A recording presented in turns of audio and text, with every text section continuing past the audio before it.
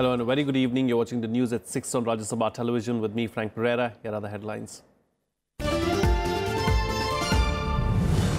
One Air Force personnel martyred and 2 injured in an ongoing encounter in Kashmir's Bandipora region. Security forces also gunned down 5 militants.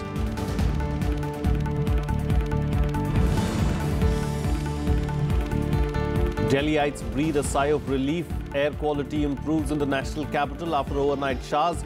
Met Department predicts light showers on Sunday too.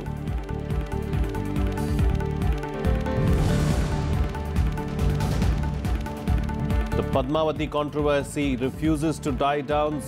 CEC sends back the film to makers citing technical issues. Prasun Joshi upset with screening of the film for section of the media.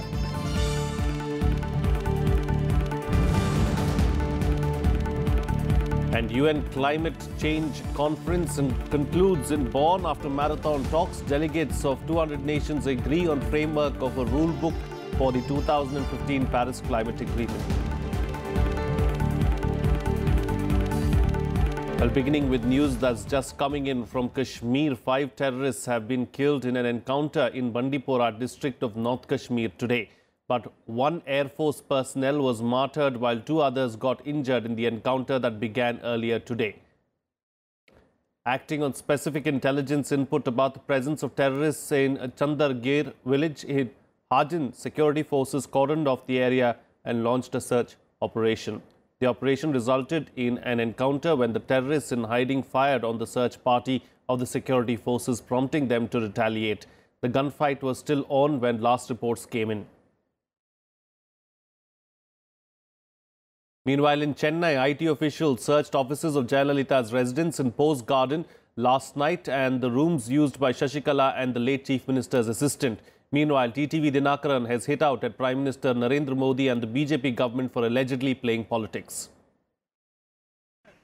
Income tax officials carried out searches in the office block of the Post Garden residence of late Tamil Nadu Chief Minister J. Jayalalitha.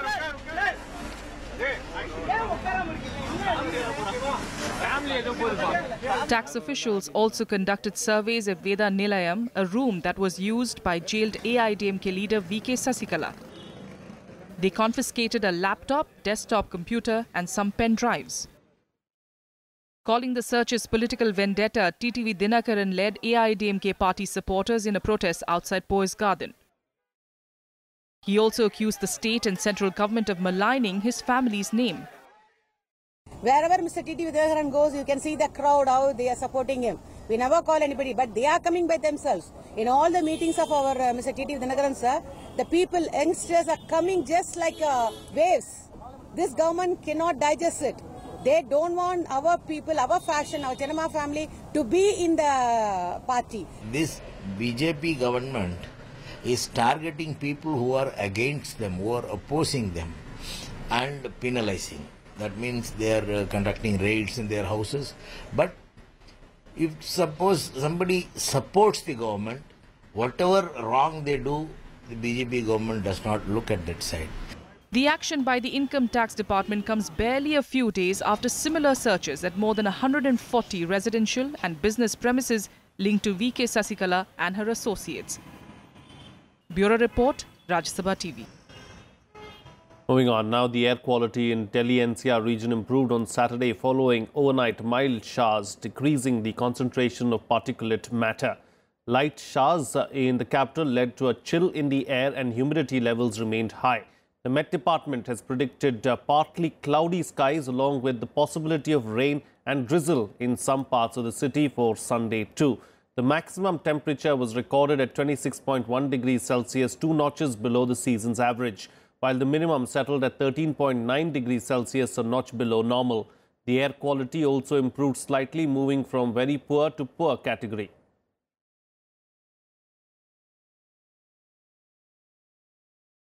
Well, staying on with the weather now, high altitude areas in Jammu and Kashmir witnessed heavy snowfall through Friday night and Saturday, leading to the closure of the road and the Srinagar-Leh highway.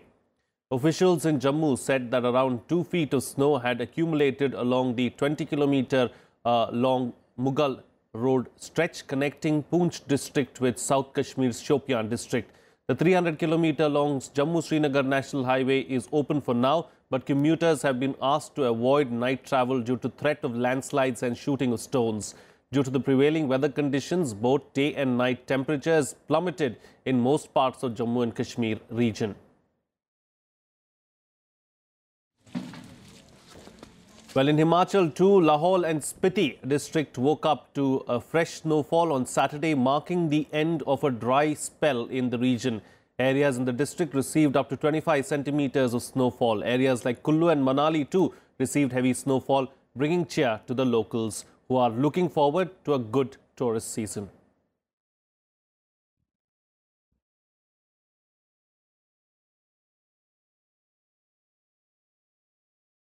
Well, the Niti Aayog on Saturday gave details of the much-awaited Global Entrepreneurship Summit, which will be held in Hyderabad from November 28th. Speaking to the media, Niti Aayog CEO Amitabh Kant confirmed that Prime Minister Narendra Modi will be inaugurating the summit. The 8th Global Entrepreneurship Summit, organized by the US government in collaboration with Niti Aayog, aims to bring together at least 1,500 participants and more than 300 investors from around the world. The US President's senior advisor and daughter Ivanka Trump will lead the US delegation at GES, which is being held with the theme Women First, Prosperity for All. The summit will primarily focus on 4 sets of sectors: health and life sciences, digital economy and fintech, energy and infrastructure, and lastly, media and entertainment. The summit would offer different formats for interaction amongst the participants, from panel discussions, networking opportunities and pitch events. For India, this summit holds a special place as we are more intensely focused than ever before to give entrepreneurs the opportunities and ecosystem to help them thrive. Well, the controversy surrounding the release of Sanjay Leela Bhansali's film Padmavati refuses to die down. The Central Board of Film Certification has sent back the film to its makers, citing technical issues. This as protests against the film spread to different states. Rajput organizations are firm on their call for a nationwide Bandh on December 1st, the day the film is slated for release.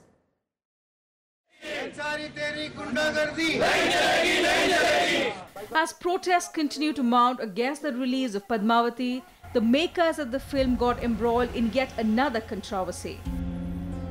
The Central Board of Film Certification sent the film back to the makers, saying the application for the certification was incomplete.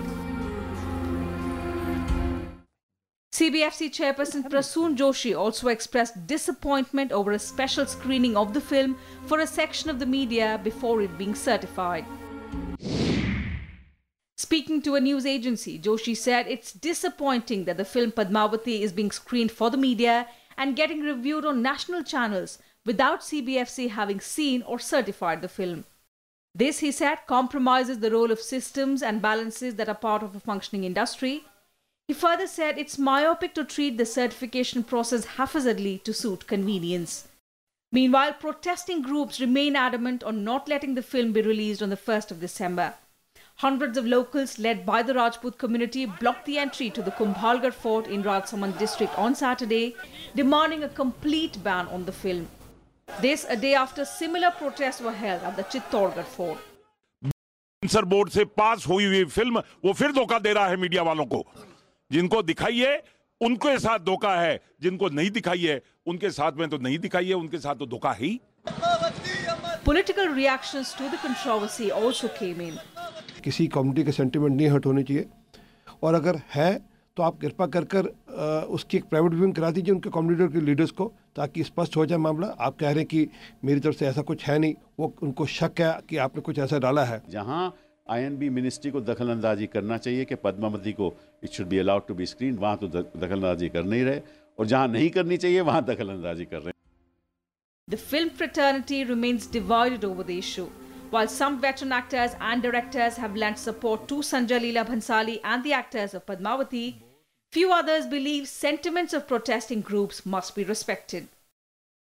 Bureau Report, Rajya TV. But in other news now, the Madras High Court has directed the centre to inform it about the status of the transgender bill pending in Parliament. Voicing concern over the plight of transgenders, Justice N. Kirubakaran asked the centre to take a decision on the passage of the bill at the earliest because the transgenders were suffering.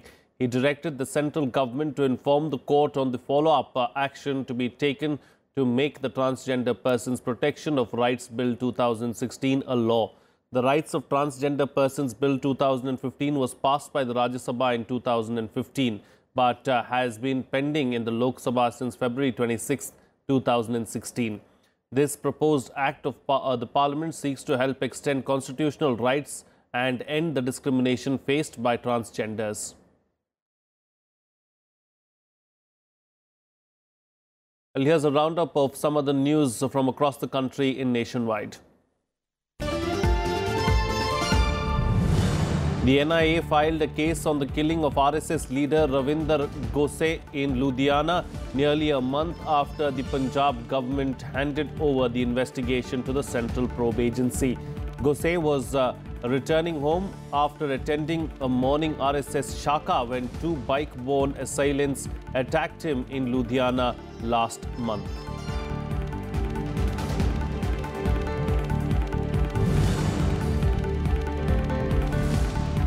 The CBI today filed a case against aviation consultant Deepak Talwar, an NGO linked to him and others for allegedly misutilizing 90 crore rupees taken through the foreign funding route as part of the corporate social responsibility.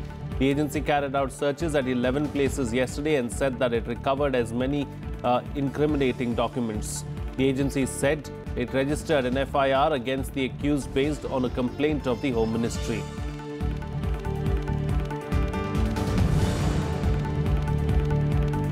A wreath-laying ceremony was today held in DPL Udhampur to pay homage to police officer Imran Tak. Chief Minister Mehbooba Mufti, Deputy Chief Minister Nirmal Singh, DGP SP Ved, along with SSP and other police officers and district administration officers paid tribute to the memory of the sub-inspector.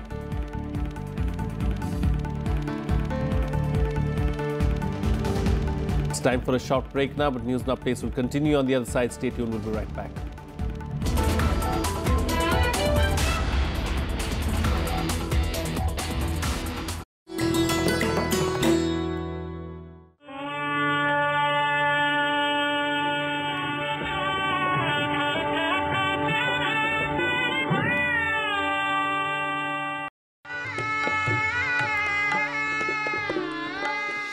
Bismillah Khan, the legendary maestro who brought Shehnai to the center stage of Indian classical music in 1937. With his heart-touching rendering of Rag Rafi, Ustad mesmerized millions of hearts on the eve of the First Republic Day. But most significant was when India achieved independence, and Bismillah Khan performed from the ramparts of the Red Fort on 15th August 1947. Ustad Bismillah Khan was awarded India's highest civilian award, Bharat Ratna.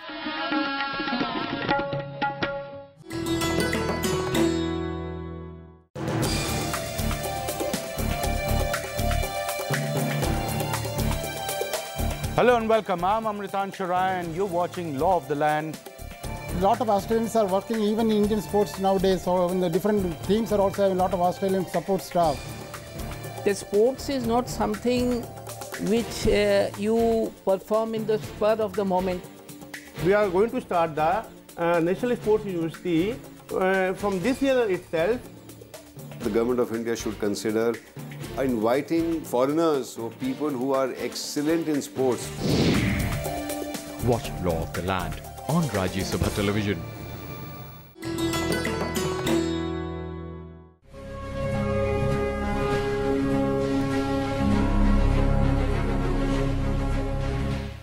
Sen, an outstanding and extraordinary saltwater swimmer of India. He is the first Asian to swim the English Channel way back in 1958. And just 8 years later, in 1966, he swam the 7 seas of the 5 continents in 1 calendar year, which etched his name in the Guinness Book of World Records. In 1959, he was also conferred the Padma Shri, and in 1967, he was awarded the Padma Bhushan.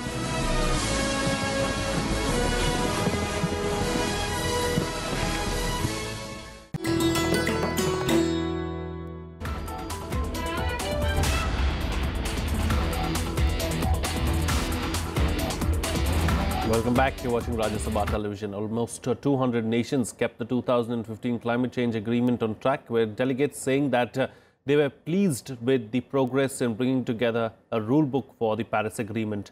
But the technical discussions took place against the backdrop of a larger battle about coal, oil and gas. Here's a report.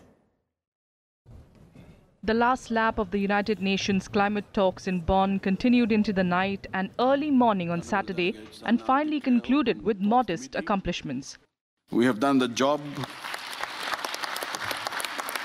Thank you. We have done the job we were given to do, which was to advance the implementation guideline of the Paris Agreement and prepare for more ambitious action through the Talanoa Dialogue of 2018. Fiji, holding the presidency of this meeting, proposed what's being called the Talanoa Dialogue. The conference resolved a handful of issues dear to vulnerable nations, but the most thorny decisions were shoved to 2018, when the talks take place in Poland. Over the next year, a series of discussions will take place to help countries look at the promises they've made under the Paris Pact.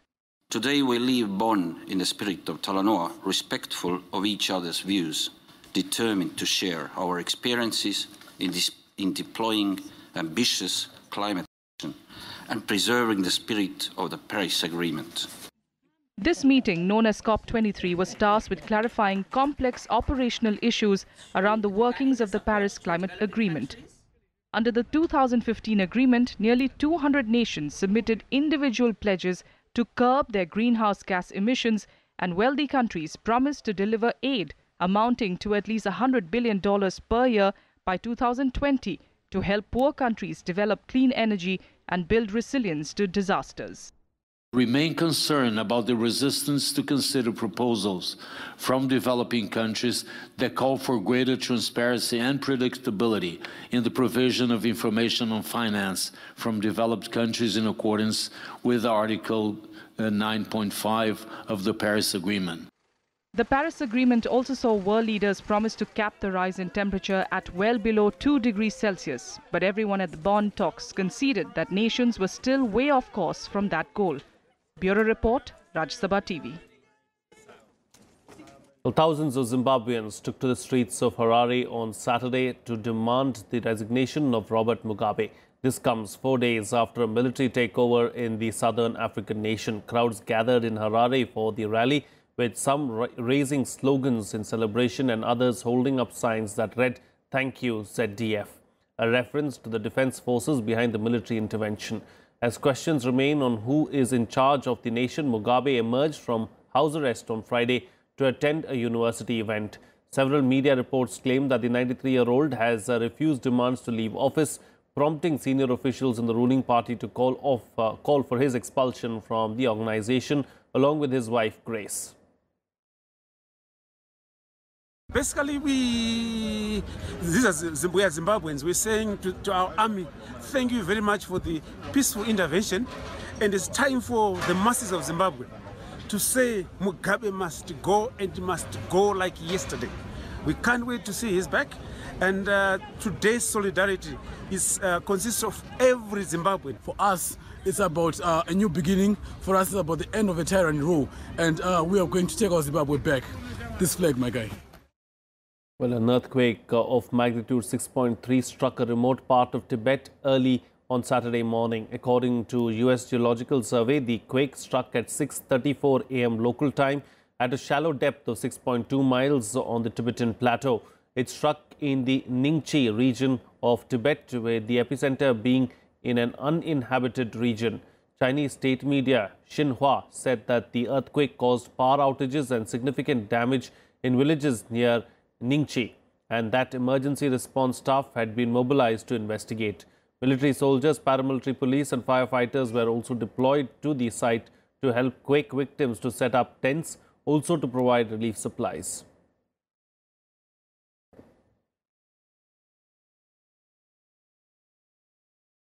Here's a roundup of some other news from around the world in Global Buzz.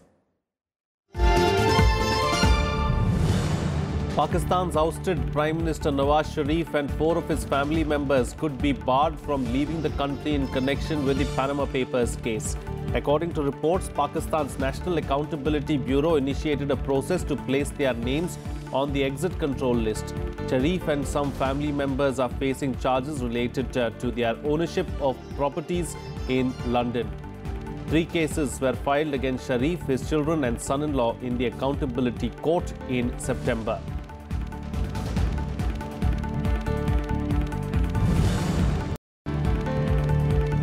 Lebanon's Prime Minister Saad Hariri arrived in France from Saudi Arabia, where his resignation sparked accusations of forceful detention by Saudi Arabia.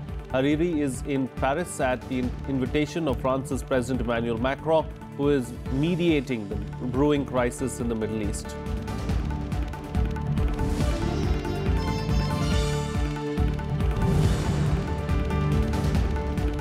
China's special envoy to North Korea, Song Tao, met high-ranking North Korean official Cho Ryong-hae in Pyongyang. Briefing the position of China's 19th National Congress, Song said China wanted to steadily develop the traditionally friendly relations between the two parties and countries. Song's trip comes just a week after US President Donald Trump visited Beijing as part of his Asia tour.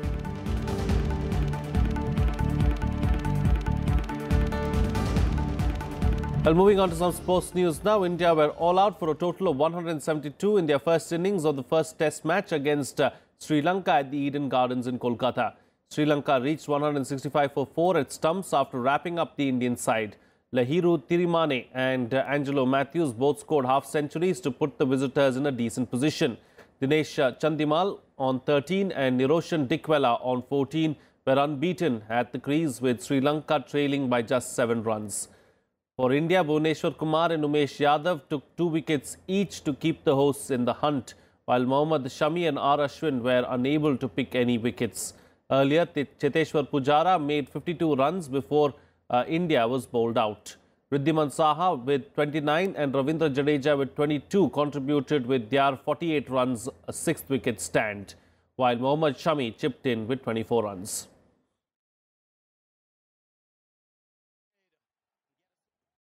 Well, here's a roundup of some news from the world of sports in SportsBeat. 2-time Olympic gold medalists Sushil Kumar, Sakshi Malik and Geeta Phogat won gold medals in their respective categories in the National Wrestling Championship in Indore. In the men's 74-kilogram freestyle competition, Sushil Kumar took less than 3 minutes to bag a gold medal as 3 of his rivals gave him a walkover.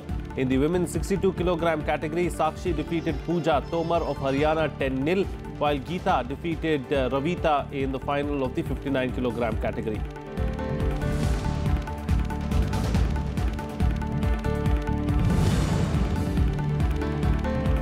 In tennis, world number 6 Grigor Dimitrov defeated Spain's Pablo Carreno Busta in the ATP finals in London. Dimitrov beat Carreno Busta 6-1, 6-1. Busta replaced compatriot Rafael Nadal, who withdrew after his round-robin defeat by David Goffin earlier in the week. Bulgaria's Dimitrov will face the America's Jack Sock in the semi-finals.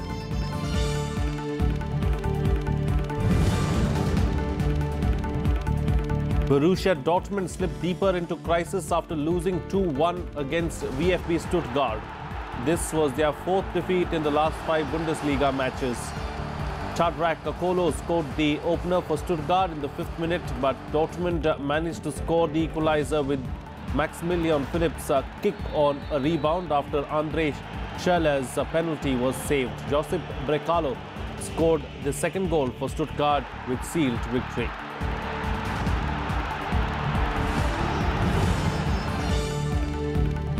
Chris Coleman has stepped down as Wales manager and will take over Sunderland. Coleman agreed to lead Sunderland, who were relegated to England's 2nd tier from the Premier League this year. He became Wales manager in 2012 and led his country to the semi-finals of the Euro 2016. Meanwhile, Sunderland has been without a manager since Simon Grayson was sacked last month.